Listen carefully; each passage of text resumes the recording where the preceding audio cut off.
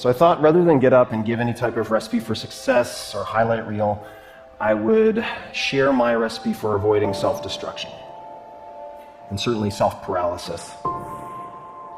And the tool I found, which has proven to be the most reliable safety net for emotional freefall, is actually the same tool that has helped me to make my best business decisions, but that is secondary. And it is Stoicism. That sounds boring. You might think of Spock, or might conjure an image like this. A cow standing in the rain. It's not sad. It's not particularly happy. It's just an impassive creature taking whatever life sends its way. You might not think of the ultimate competitor, say Bill Belichick, head coach of the New England Patriots. He has the all-time NFL record for Super Bowl titles. And Stoicism has spread like wildfire in the top of the NFL ranks as a means of mental toughness training in the last few years. You might not think of the founding fathers, Thomas Jefferson, John Adams, George Washington, to name but 3 students of Stoicism. George Washington actually had a play about a Stoic. This was Cato, a Tragedy, performed for his troops at Valley Forge to keep them motivated. So why would people of action focus so much on an ancient philosophy? This seems very academic. And I would encourage you to think about Stoicism a little bit differently, as an operating system for thriving in high-stress environments, for making better decisions. And it all started here, kind of, on a porch. So around 300 BC, in Athens, someone named Zeno of Citium taught many lectures walking around a painted porch, a stoa, that later became Stoicism. And in the Greco-Roman worlds, people used Stoicism as a comprehensive system for doing many, many things. But for our purposes, chief among them was training yourself to separate what you can control from what you cannot control, and then doing exercises to focus exclusively on the former. This decreases emotional reactivity, which can be a superpower. Conversely, let's say you're a quarterback, you miss a pass, you get furious with yourself, that could cost you a game. If you're a CEO and you fly off the handle at a very valued employee because of a minor infraction, that could cost you the employee. If you're a college student who, say, is in a downward spiral and you feel helpless and hopeless, unabated, that could cost you your life. So the stakes are very, very high.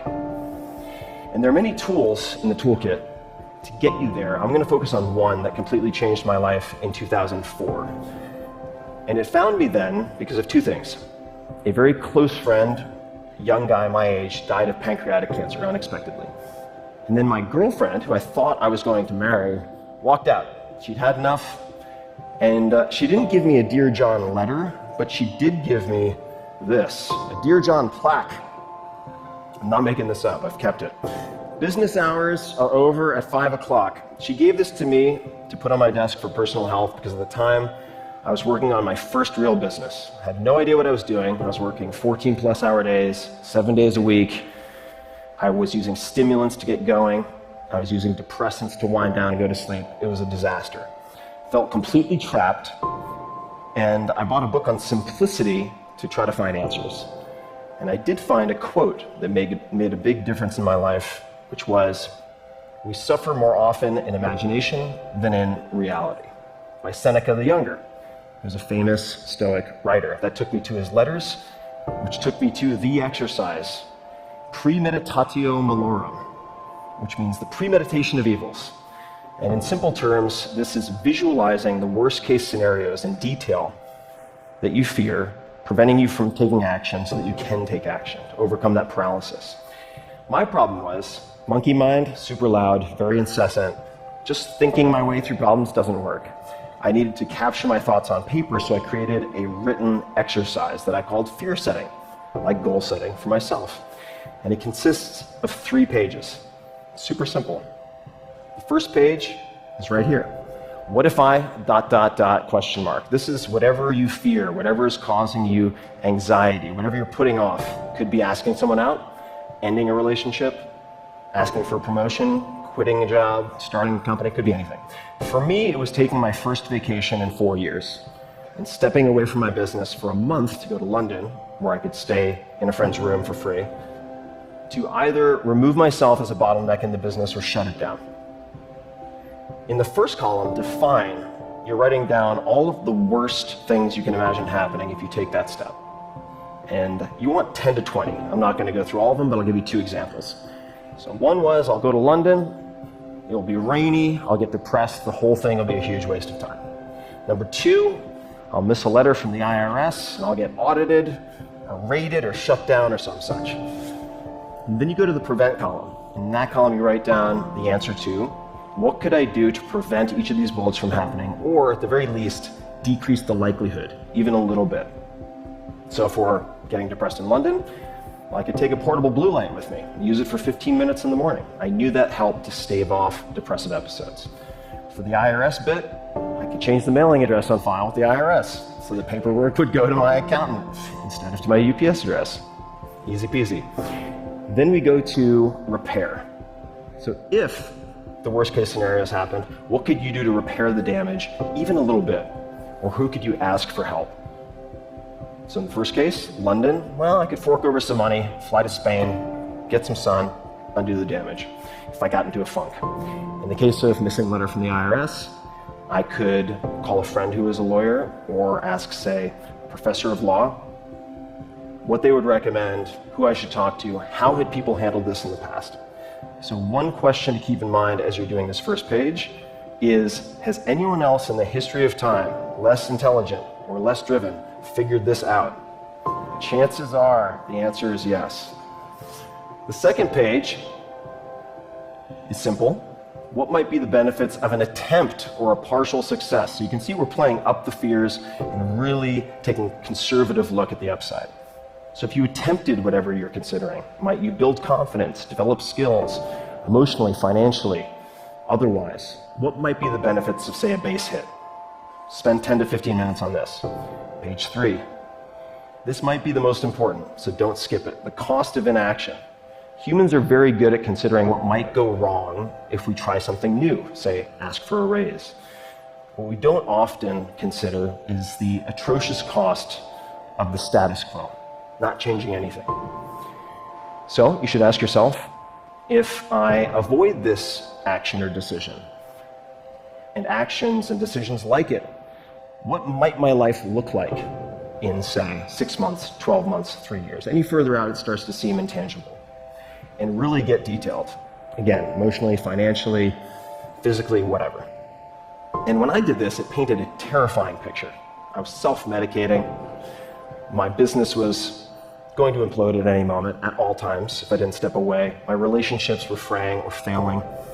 And I realized that inaction was no longer an option for me.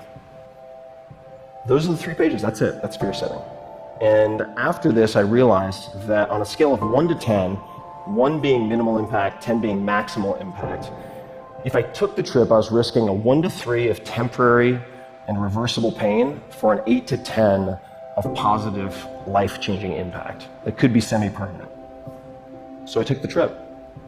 None of the disasters came to pass. There were some hiccups, sure. I was able to extricate myself from the business. I ended up extending that trip for a 1.5 years around the world, and that became the basis for my first book that leads me here today. And I can trace all of my biggest wins and all of my biggest disasters averted back to doing fear setting at least once a quarter. It's not a panacea. You'll find that some of your fears are very well founded, but you shouldn't conclude that without first putting them under a microscope. And it doesn't make all of the hard times, the hard choices easy, but it can make a lot of them easier. So I'd like to close with a profile of one of my favorite modern day Stoics. This is Jerzy Gregorek. He is a 4-time world champion in Olympic weightlifting, political refugee, published poet, 62 years old. He can still kick my ass and probably most asses in this room. He's an impressive guy. I spend a lot of time on his stoa, his porch, asking life and training advice. He was part of the Solidarity in Poland, which was a nonviolent movement for social change that was violently suppressed by the government. He lost his career as a firefighter. Then his mentor, a priest, was kidnapped, tortured, killed, and thrown into a river. He was then threatened. He and his wife had to flee Poland, bounce from country to country until they landed in the US with next to nothing, sleeping on floors.